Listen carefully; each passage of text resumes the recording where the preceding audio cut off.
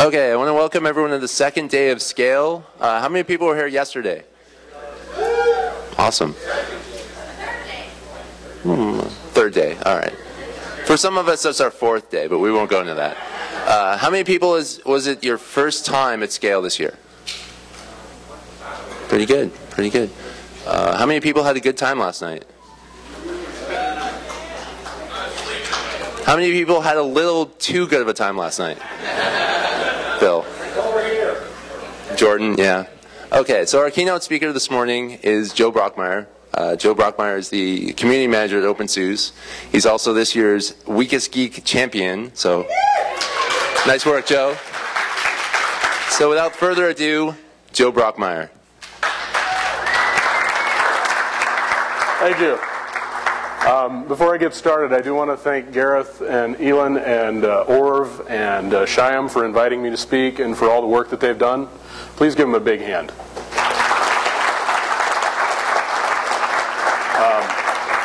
I've been a little bit involved in organizing a couple of conferences, including Ohio Linux Fest, which will be this year in September. And it takes a lot of work, so if you get a chance to thank them after this, please do so.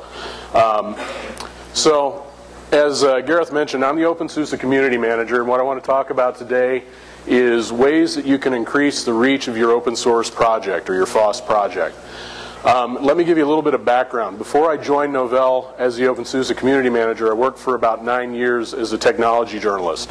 So what I'm talking about today is not just my experience working with openSUSE or to a lesser extent working with Ohio Linux Fest, but also in watching projects over the last 9-10 years and what other projects have done to promote themselves and where we're at there, okay? So that's kind of where I'm coming from. I don't claim to be the be-all, end-all expert on promoting projects, but I've been involved either covering a lot of projects or helping promote projects, so I've seen quite a lot and a lot of good ideas and some not so good ideas. Good, the remote is working. So why am I giving this talk, and why, I hope this is why you're sitting here today. It's my opinion that at this point, the chief problem that we have with free and open source projects is not technical. As Bradley mentioned during his talk yesterday, we're pretty much there for basic computer use, right? The problem is education. The problem is getting the word out about projects. The problem is people still don't really necessarily know what Linux is, okay?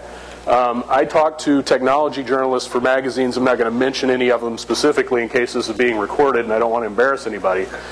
But people who cover IT, and I get on the phone with them and it's obvious, it's like, well, I've been dumped into covering this, but I know nothing about Linux. And these are tech journalists, much less the general public. So there is a lot of work to be done. The other reason that I'm talking about this is because marketing works. I'll give you a second to read this one. This is one of my favorite XKCD cartoons. How did you hear about me? Oh, wow, you're good. Marketing has a big impact on the spread of projects and on adoption. I guess this slide is a little too wordy for Sunday morning after everyone's been drinking.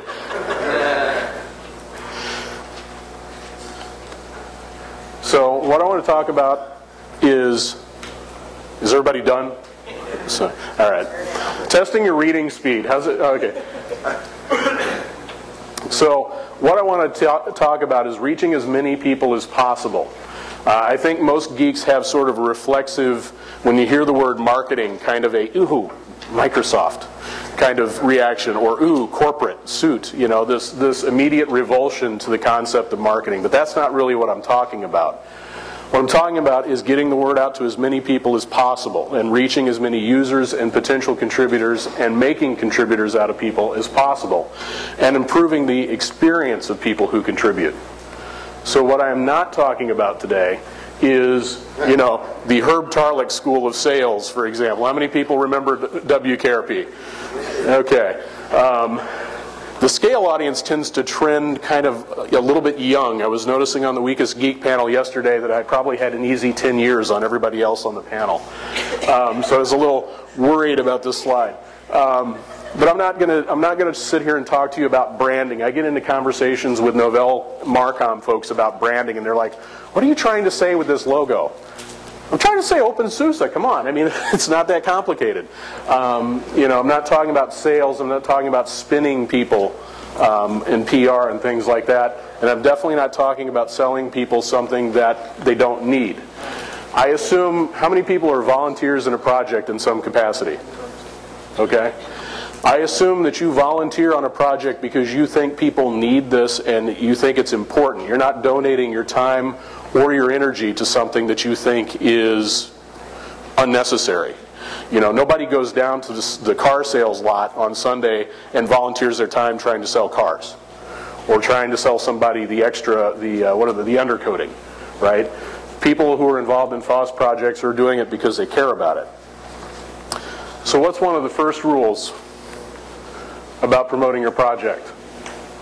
Don't suck. Why did I pick this picture as an example of suck? I took this picture in my local grocery market.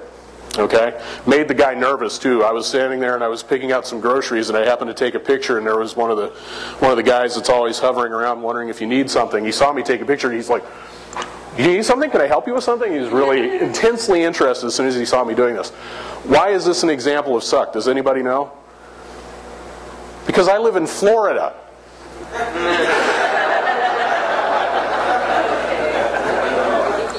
So, you know, the most important thing for your project, before you worry about promoting it at all, is don't suck. If you have a lousy project, if something is seriously broken, no amount of marketing Vista is going to fix it. Just isn't going to happen.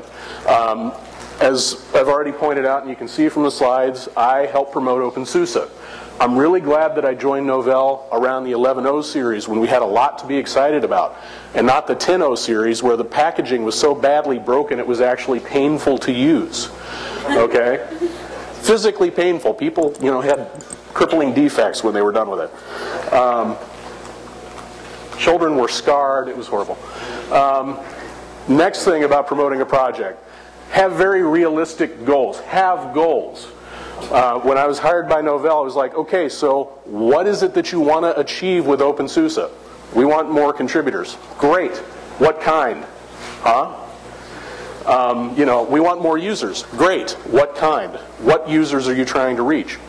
You need to have very specific goals, and you need to know who you're trying to reach. And you need to have ways to measure your progress.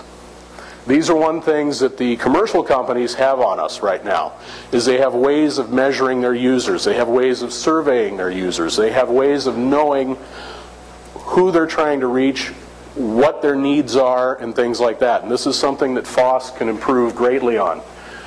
One of the projects that we're helping collaborate on is Smolt. How many Fedora folks are in the audience? Anybody? Okay, couple, all right. One of the things we're collaborating on and using now is Smolt, and it's a hardware collection program. So when you install Linux, it basically, if you opt in, and this is really important, if you opt in, it sends back information about your system and the hardware that's being used. This is really important. This is one of the big technical hurdles that Linux still has, is in terms of driver support, knowing where to support. And also going to vendors and saying, hey, look, we have 100,000 people using this video card. We need support, because the next video card they buy may not be yours if they don't have decent support. So having those metrics, having those statistics is really important. The next thing that's really important in a project is communication. A lot of times projects that start to scale out, if you have a 3-person project, if you have 3 guys who are working on a Perl module, communication is pretty effective. You can pick up the phone or pick up Skype and you can talk to the guys. When you have a project like Ubuntu or openSUSE or Fedora or Apache, you start to have problems of scale in terms of keeping everybody in the loop. Even a project like OLF has problems just getting people to communicate effectively. And they have to use tools like Basecamp or something, hopefully find more free tools. But they have to use tools to communicate more effectively. One of the things that we've found, for example, we're trying to open up openSUSE. We want to live up to our name. And as being a corporate project, that's kind of a slow process into it. One of the things that we're trying to do right now, for example, is schedule 11.2. Decide, okay, GNOME hits here, KDE next release hits here. When do we want to hit our next major release? Because we know we're going to miss something or we're going to have to delay to include something. And we opened up the discussion on the mailing list and found out that a mailing list is the wrong tool to use if you want to have a detailed discussion, because it starts going off in tangents. And so what we've learned that we need to do is announce things on the mailing list and push people to the wiki and raise the bar for communication so that people are having an intelligent conversation, because very few people take the time to register for a wiki and sign up to tell somebody, oh, you're wrong, I don't like this idea. They go and they collaborate, right? I mean, it's too easy to just stagger to your computer first thing in the morning before you've had some coffee and you get a couple emails, and it's just too easy to be grumpy in email or to not communicate well. So work on your communication. Also being friendly is deeply important, depending on the level of your project. It's probably less important for the kernel contributors to be friendly. I was having a conversation with my boss and James Bottomley. We recently Novell hired James Bottomley, the SCSI system maintainer for the kernel. And my boss was apologizing. He's like, yeah, my emails are sometimes a little terse. They may, don't take them the wrong way. And I could just hear James kind of grinning on the other end. It's like, dude, this guy's on the kernel mailing list. He probably gets abused on a regular basis by Linus. I don't really think he's going to stress too much over a curt email from somebody in Novell. But for openSUSE, we need to have a slightly higher bar, because users and people who are going to spread openSUSE for us, they don't quite have the thick skin that a lot of the kernel guys do, which is a good thing, that they don't need that. Also remember that everything you do in the open, everything your project does, is public relations. Everything you say online, everything you do online can be quoted and will be. As somebody who used to work as a journalist, I can tell you right now that anything you say online is fair game. Okay? Whether you think it is or not, and whether it should be or not, is a different question, but it is. How many people in here have been quoted out of context? Okay. And by the way, I'm not trying to seed dissent about journalists. There are good guys who do the work, but there are also some people who, rightly or wrongly or intentionally or unintentionally, tend to do a little bit of harm when they cover topics. So you have to be careful. Next thing I want to talk about is having a solid project infrastructure. I think most people recognize this. This is another area. By the way, you'll notice I don't often criticize other projects. I will, kind of take a swack at my own team, especially when we've improved. So I'm going to go ahead and I'm going to slap openSUSE a little bit here. Last year we had some serious problems with our download redirector. People would go to get downloads and security updates and things would be very breaky. Not a good thing for users who want to do a security update or get a package or whatnot. However, we have some really awesome guys in Nuremberg, one of whom by the name of Peter Pimmel works on a project called MirrorBrain. MirrorBrain, by the way, is open source. It is not specific to openSUSE. It's a download redirector and anybody can use it. It's GPL'd. Go knock yourself out. He did a lot of work on it. He spent a lot of time on it, and now we have very solid redirector infrastructure. I haven't seen a download problem in months, except for maybe some planned downtime that we all knew about. So the project infrastructure is very, very important. Another thing that I'm spending way too much of my time on lately is legal infrastructure. People want to reuse openSUSE. They want to use our build service, and they want to distribute modified version of openSUSE, which is the greatest thing in the world as far as I'm concerned. However, we have unclear trademark guidelines. So we need to get our legal infrastructure in order so that people know exactly what they can and can't do. Okay? So make sure that as your project scales, you plan for these things, that you have the documentation for beginners, that you have the legal infrastructure you need. And let me give a shout out here. If you're an open source project that's not a corporate sponsored project, the Software Freedom Law Center might be able to help you out. So if you need a lot of those, if you need the infrastructure to collect money occasionally, to be a nonprofit corporation, if you need help with legal issues, very strongly consider, if you have a project that's growing, contact the Software Freedom Law Center. They're really good folks.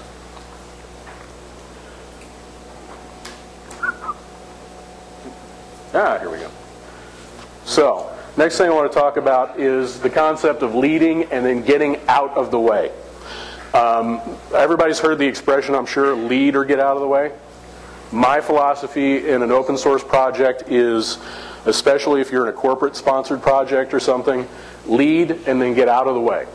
If there's something that needs to be done in your project, don't be afraid to hire somebody or spend somebody's paid time jump-starting or bootstrapping something. I'll give you a tiny example. We have the openSUSE Weekly News, which is a project that one of our paid employees started and then stepped away from. And other community people came in and they filled that gap, and they're doing a much better job than we ever did with it. They've jump-started translations for the Weekly News. We now have like 10 languages that are supported, some of them kind of more frequently than others, but generally speaking, every week we have openSUSE Weekly News in English. We're getting it in French now, Spanish, Italian. We're getting it in Japanese, because we have some awesome people who came in and filled where we bootstrapped. And so getting out of the way was actually the best thing that we could have done in that area, but somebody had to exhibit a little bit of leadership first. The other thing to remember, if you are involved, how many people are involved in corporate sponsored projects? A lot less. Okay. Every talk or every place that I go to talk is a little bit different in the makeup. Some things you go to talk to and like everyone there is employed by one of 5 companies, and then you come somewhere like this and, you know, most people are volunteers. I think this is probably a little more fun. If you try to bootstrap something and then you step away and no one steps in, that thing probably wasn't that important to your community in the first place. And if you are a corporate sponsored project and you want people to work in a certain area and you find that volunteers don't go over here, does everybody remember the Fedora project that used to try to do long-term support for Fedora? They tried really hard, and I don't want to knock that, but they found out pretty quickly that the overall Fedora community just wasn't that interested in doing backports and supporting that. The Fedora community was interested in cutting edge, moving forward, not long-term support. So if you find there's an area like that, learn to live with the idea that there may be things your community just doesn't care about that much.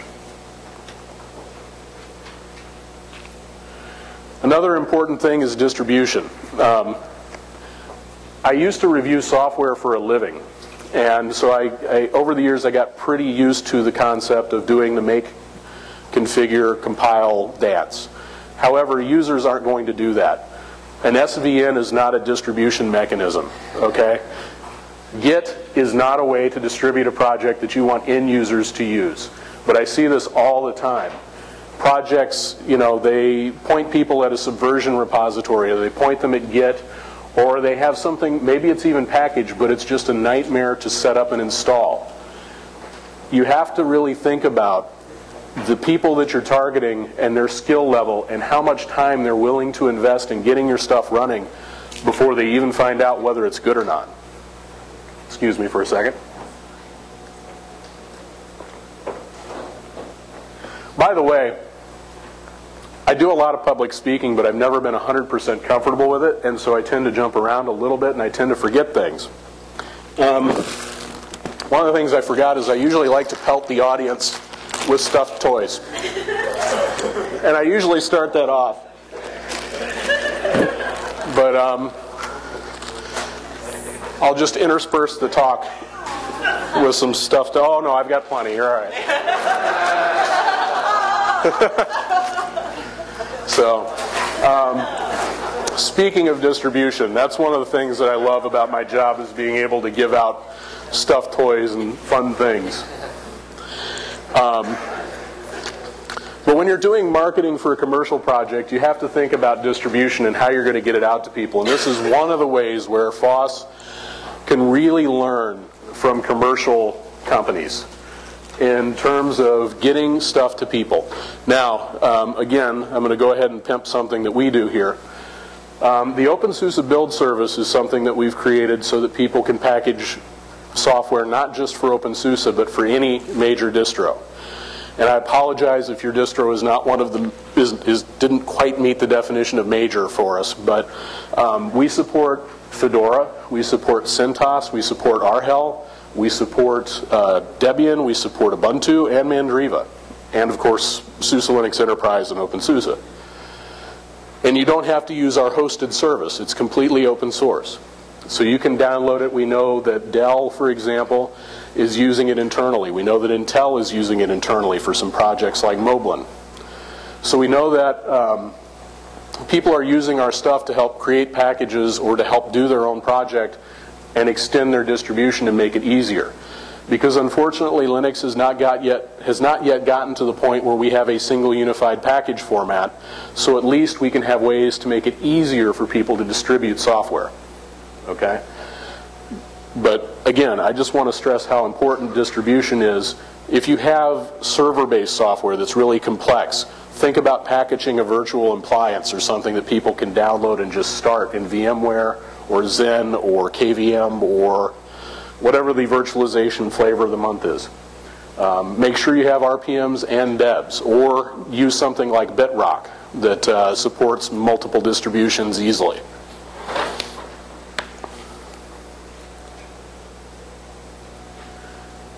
Another thing that you really need to have is evangelists for your project. This is where I'm going to get up on my soapbox for just a second. How many folks in the room are developers? Okay.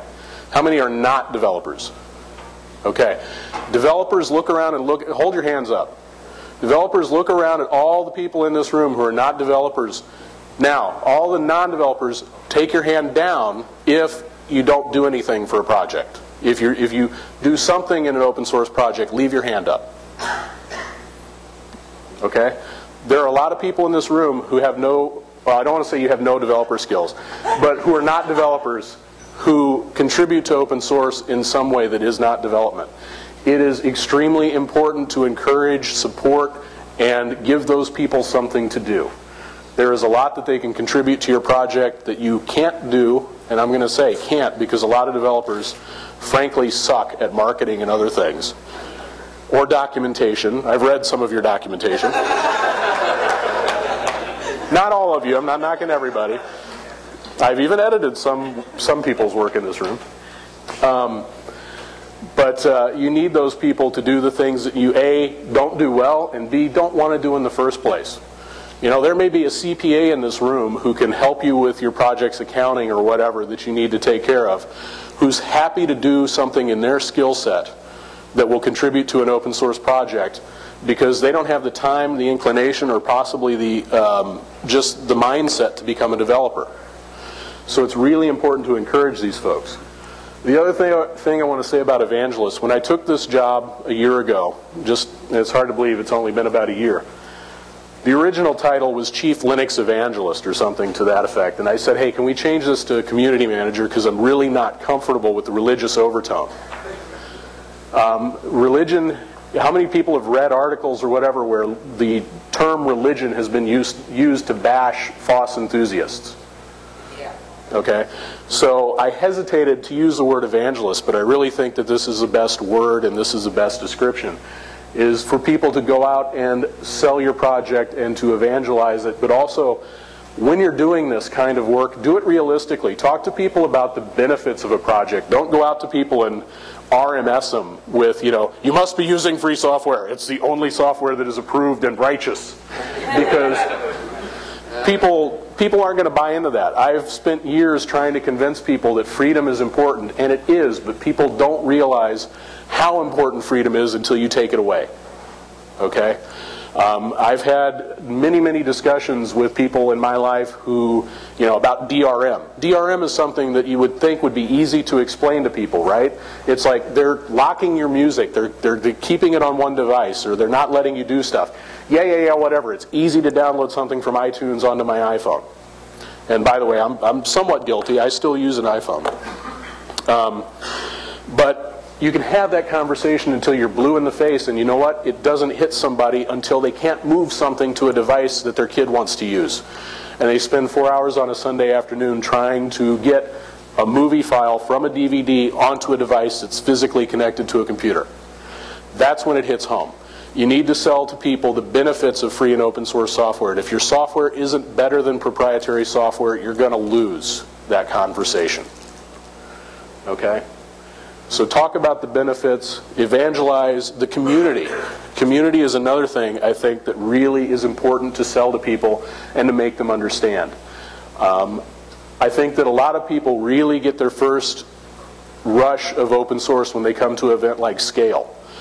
I travel a lot, and when I say a lot, I've logged about 150,000 miles in the last year. I've been to 5 continents in the last year. I've been to 3 of them this year. You might imagine that I'm a little bit sick of travel, which is true. But when I get to an event like this, I'm usually here for about 2 hours before it hits me why I do this and why I get on the plane and why I'm still doing this.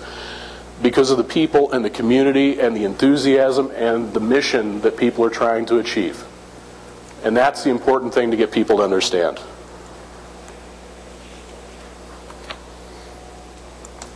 The next thing I want to talk about is working with the media. Now earlier I took a little bit of a hit at the media. I can do that. I used to do that job. I don't refer to myself as a former journalist, by the way. I just refer to myself as a non-practicing journalist. There are some things you just can't really fully get rid of. I'm sorry? That Catholicism. I've never had that particular thing. Actually, I was raised Baptist, but okay. My grandfather was actually a Baptist minister, and it's all I can do not to get up here and to emulate him sometimes. I wish I had half of his stage presence, because he was one of the greatest speakers I've ever seen. And I'm not a particularly religious person, but I could still sit there and watch him any Sunday morning if he was still with us. So anyway, working with the media is really important. Now, as I mentioned, there are some folks in the media who maybe don't pay all the attention they should to the details. And there are some people who, frankly, are just out to screw people to get page views. Those are the minority. So, as Reagan said very famously in the 80s, trust but verify. When you get contacted by a journalist, give them the benefit of the doubt. Don't be all, standoffish and mean or anything like that. If you have the benefit of being contacted by a journalist, work with them, but be cautious. Think about what you're saying and whether or not, think about everything you say to them and how it'll look in print, okay? And assume that any and everything that you say to them is not off the record, okay? The flip side of that is, if you're working with a FOSS project, start reaching out to journalists who cover the area that you work in, okay? And I'm not talking about press releases and formal contacts and being all like, trying to emulate the Novell corporate press releases that really are meant for investors and not journalists. I'm talking about sending a simple email to a journalist and saying, hi, you write about this area of software. I've noticed that you've written about this, this, and this. I want to tell you about my project. Don't make it a really hideously long email. Give them the information that they need. Tell them about your upcoming release. Tell them the features that are new and offer to help them in any way that they want. Okay? That will win you some coverage. And coverage will ultimately, assuming that your project is something that resonates with people, coverage will mean more users. Coverage will mean more contributors. It's really important because the media can help you reach a lot of people who wouldn't ordinarily hear about your project.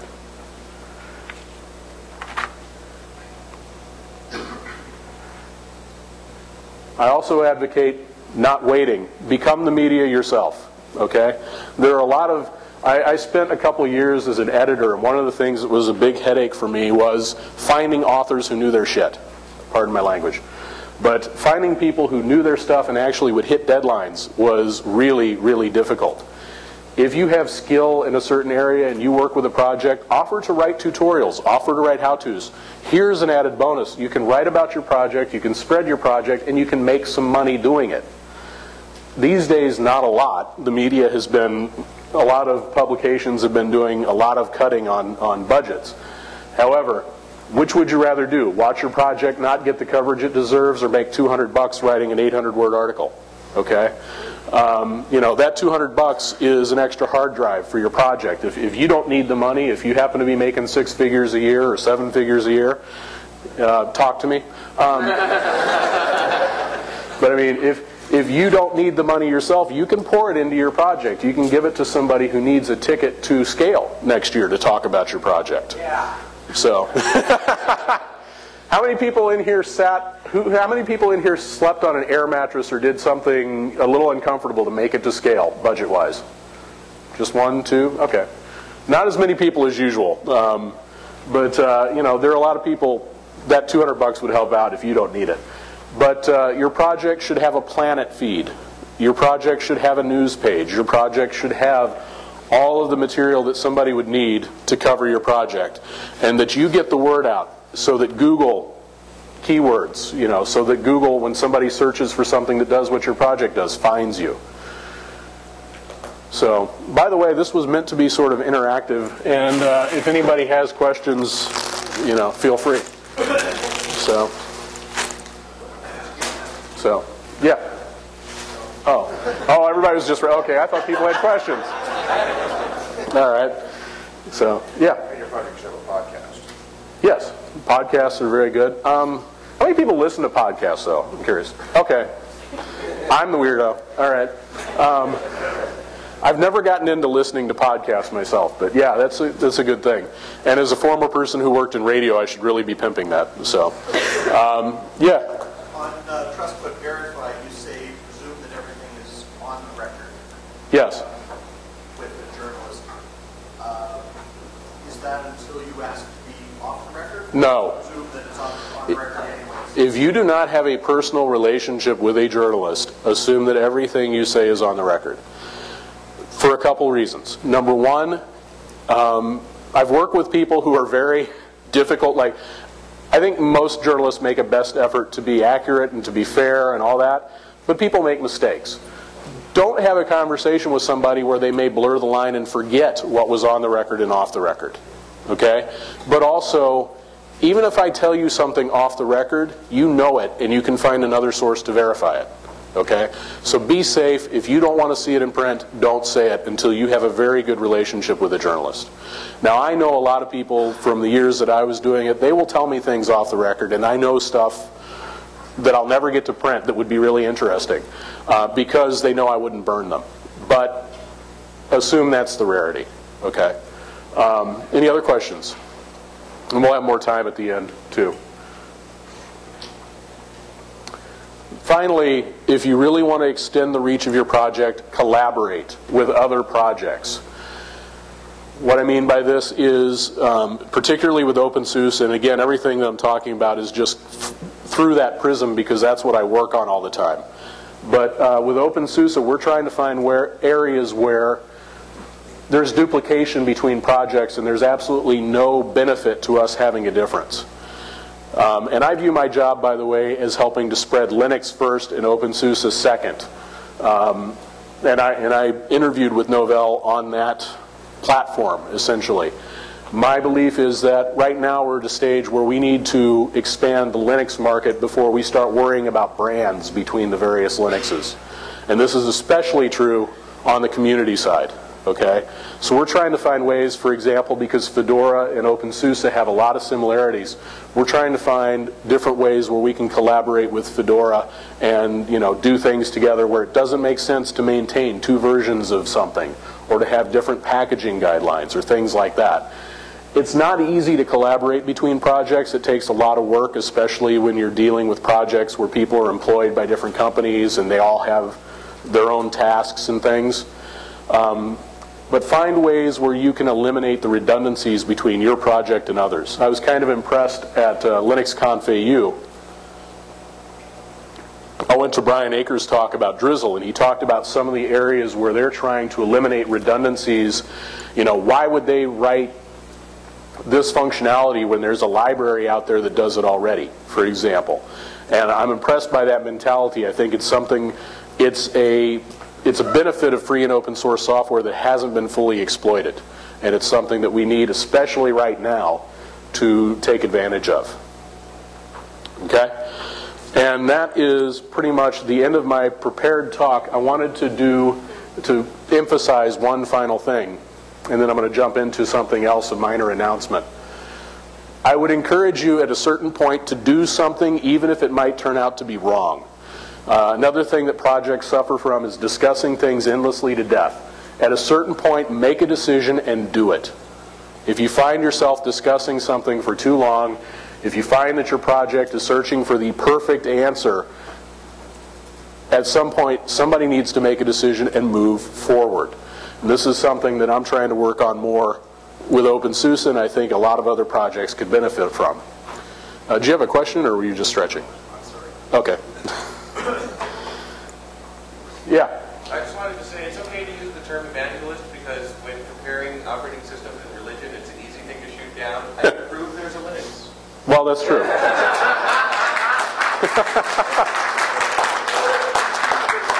That's true. All right, and now we come to the last thing I wanted to talk about briefly. Why am I showing a picture of a cow at you? Well, that's true, especially on a bun. Sorry, I'm in California. That could get me in trouble. So, I grew up in the Midwest, and that's dairy country.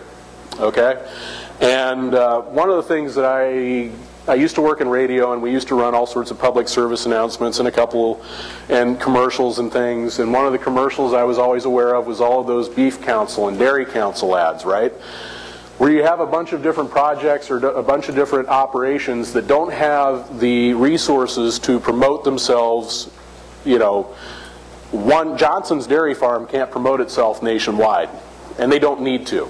But they need to promote themselves, and they need to promote the concept of dairy products, right?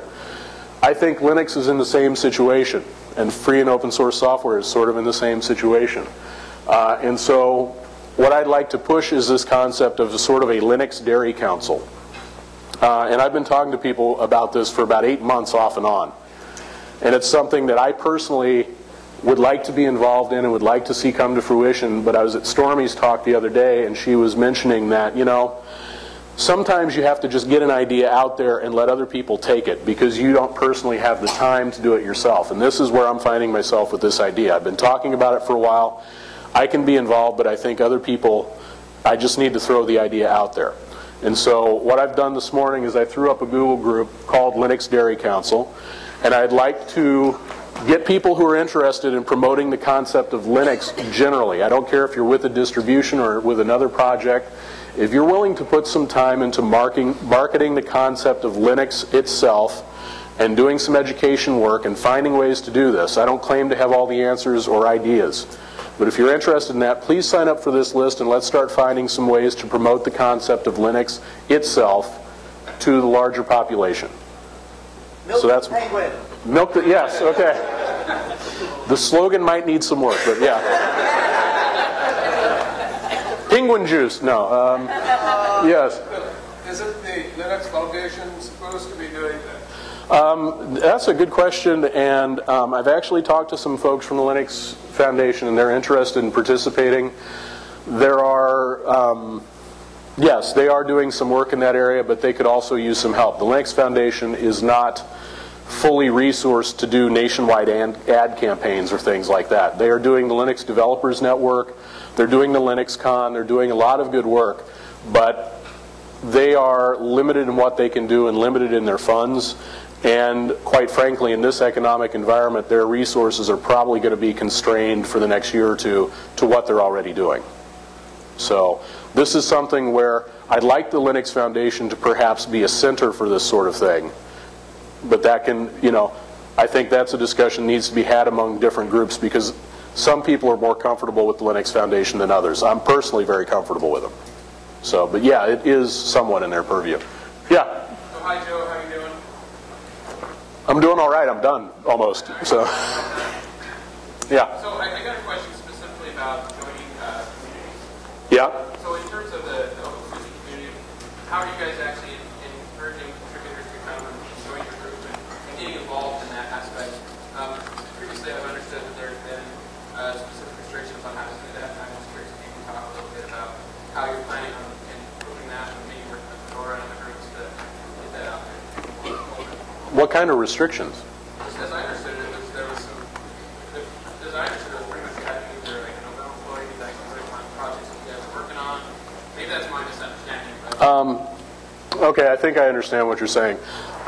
Previously, and we've done a lot of work, I gave a talk at FOSDEM, and I said basically for Fedora, 2008, or for openSUSE, hello. 2008 was pretty much the year about infrastructure. We spent all last year working on opening our infrastructure. We now have the build service pretty much at a point where people can collaborate internal to do the same things Novell used to do or SUSE used to do internally can now be done externally.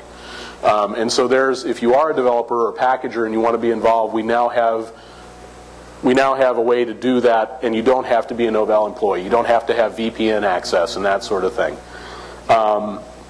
We now have OpenFate, which is OpenFate is an open source project. It's a feature and tracking project.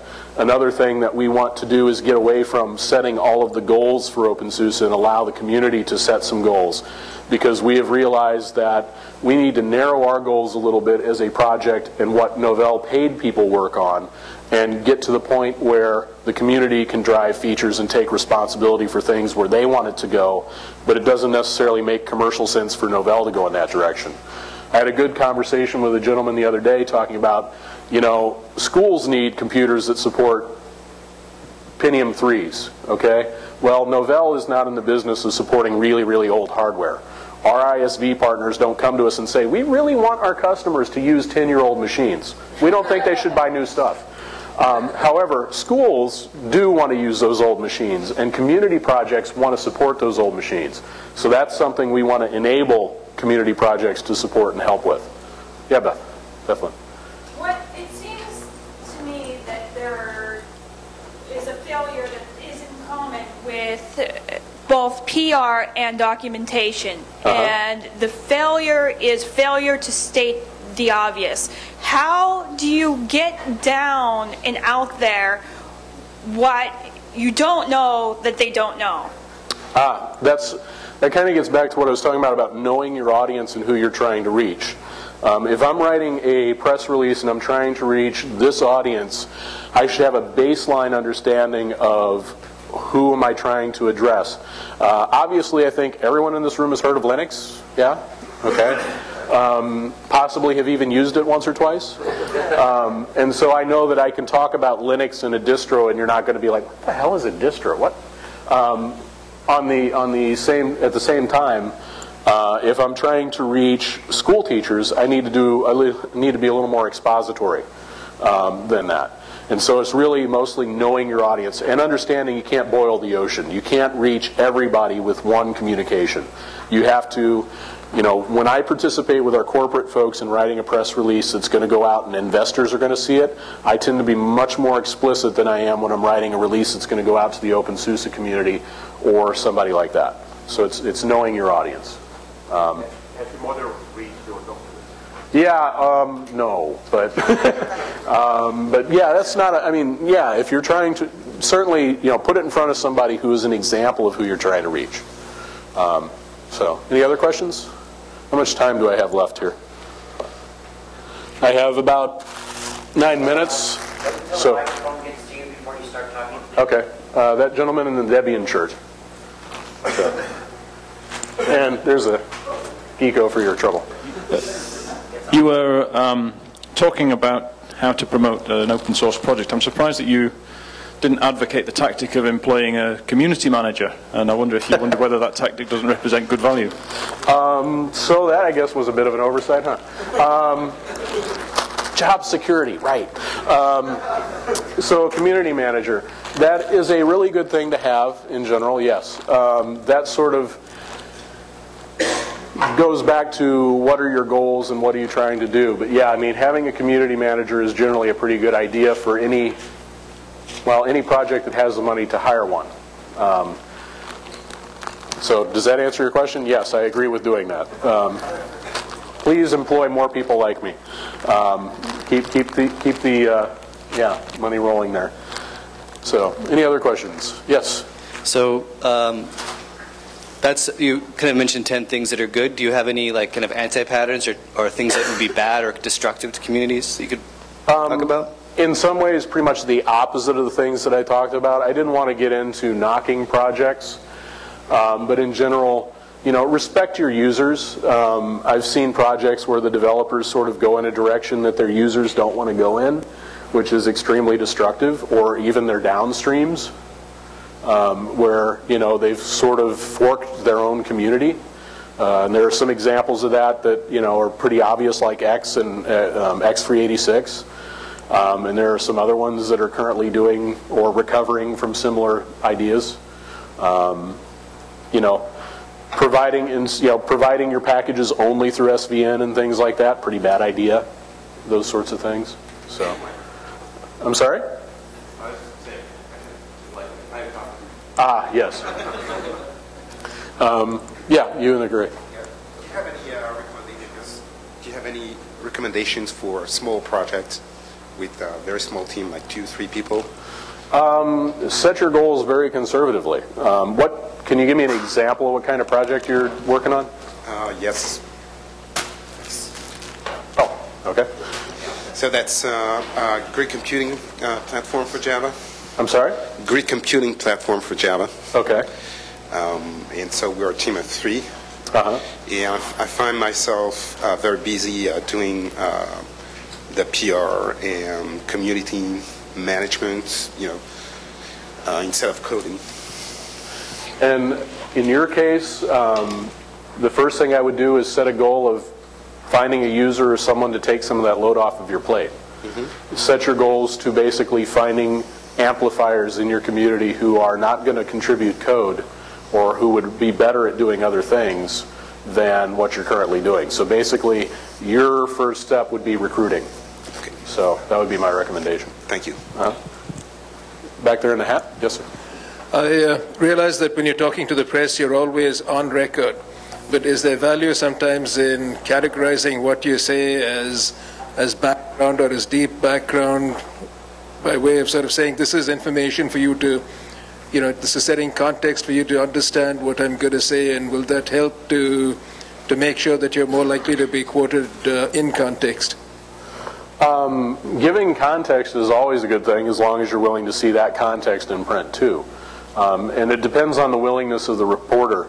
I talk to a lot of people who are on deadline. They basically set something with our PR agency. You get on the phone, if you have an appointment at 11 a.m., they have like 5 questions and they're off the phone by 11:10.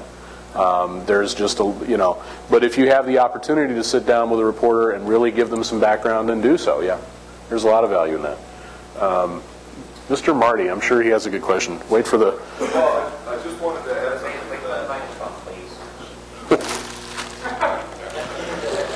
You've been a bad boy. I just wanted to add something to that. Google the person's byline. If you get a request for an interview about a project, do a search, find out what they've written. If it's somebody who's just doing hatchet jobs on open source projects, you're better off blowing them off. Yeah. Because the conversation with you is what they're selling to their editor. Yeah. And so if they're on the open source beat and they're doing unfair pieces, then eventually if they can't get a comment from the open source side, they're going to be put on something else. That's really good advice. Yeah, I mean, if you find somebody who's just not reliable, then feel free to ignore them. So, on subject of knowing who your target is, who you're trying to reach, and it might be multiple groups, especially. It's not just one type of person, but maybe several.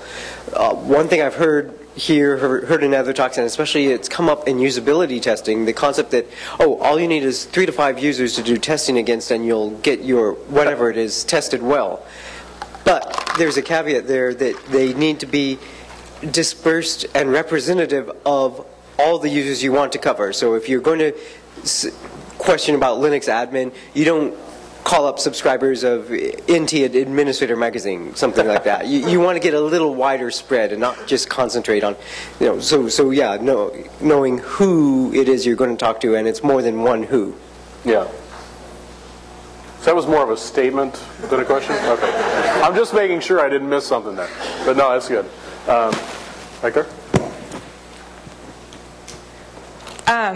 Earlier, very early on, you mentioned the importance of being able to get statistics about how users are using your product and what hardware they're on and that sort of thing. Mm-hmm. I was just wondering if you're aware of any particularly creative or innovative ways to do that, because you mentioned opting in, and even myself, I'm aware that projects need that information from me. Yeah. But that standard dialogue and stuff that just pops up and like, do you want to tell us that you're on this and that process? Or something inside me is always like, no.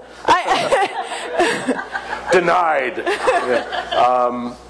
So creative ways to do that sort of thing. I haven't really given it that much thought. I mean, you know, a company like Novell, we could do a giveaway or something, right? If you opt in, you have a chance of winning something. Yeah. And we'll get to the Chumby giveaway. That's probably why you're all actually here. Yeah, I mean, you'd have those. I think mainly letting the audience know and communicating. I think Fedora's done a good job of this. Continually communicating to your community why it's important. You're not going to reach everybody. Just accept that. But you can reach a majority of people or a much larger group. But it's something to think about. Okay, I'm getting the shut the heck up sign back here. Go ahead and send your cards to the end of the rows, and I'll take one more question while we're collecting the cards, and then we'll give away some stuff. So, who has the best question? Who has the best question? Second best? This guy here. Wait for the microphone. They're very stern about the microphone.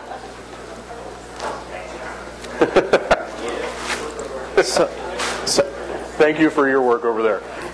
So as an open source evangelist, one of the biggest problems that I have is convincing businesses or nonprofits, such as the nonprofit which I currently work for, essentially that retraining people on free and open source software is worth the cost of transition, that the return on investment is enough. Right. How do you sell that particular point? Okay, that's a good point. The question here was, how do you sell companies on the idea that the retraining and that the transition costs are worth the effort? So I'm a firm believer in open source. I'm a very firm believer in Linux and things like that. But I will say, I never try to convince people to switch from something that's currently working for them. You want to target greenfield adoption. You want to target when somebody would be switching anyway. You don't want to go to a company that has, I mean, I'm not a particularly big fan of Exchange, neither personally or as a corporate bias. There's no love for Exchange, not even a little bit in my body. However, if I was talking to somebody who worked for a company who had a working Exchange installation, I would not try to convince them to swap it out for something else. You look for people who are having pain points and you convince them that switching is a better thing. You look for greenfield adoption. You look for areas where there really is a return on investment. You don't try to convince people to switch just for freedom's sake, because then people, I understand the motivation, but then people are going to resent you later when they start encountering those pain points, and that's going to rub off badly on their future encounters. You look for where it really makes sense. So, does that answer your question? Yes, thank you. No problem. So, I think we have stuff to give away. So, by the way, I would like you to all come by the openSUSE booth, say hi. We still have some things. Oh, God. Can you see why I don't play professional sports for a living? So we still have some things to give away at the openSUSE booth, and we want to see you and talk to you there. But now we have stuff to give away. Yes. Give the Chumby away first. You want to give the Chumby first? Okay. Good point. All right, we have 3 really cool laptop bags. These are added bonus things. These are really nice. And then we have the Chumby. We're going to do this one first, so as Alexa has pointed out, everybody has an equal chance. So. Joe Brockmeier. Imagine that. Someone with really bad handwriting. Jeff Parker. Hey, come on down, Jeff. Everybody give him a hand.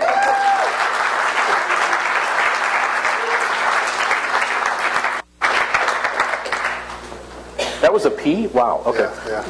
Thanks a lot. Here you go. That's why I'm standing up. All right. Oh, hey. All right, let's see. Who's going to get a laptop bag? Doo-doo-doo. This is a fun part of my job. I like this part. Jeff Deffick. I think that's correct. Hey. All right, Jeff. Thank you. All right. Let's see here. Betty Chung. Betty Chung. I'll come to you. I'll come to you. It's easier for you. Unless you want to come down here. Would you like the spot? Do we have a spotlight for her? Okay. There you go. Thanks a lot. Thank you. And one more. You need that up here. No salesman will call, by the way. And the last winner, John Wahlberg. Is that right? H-U-R? John? Company BAC. Is that you? All right.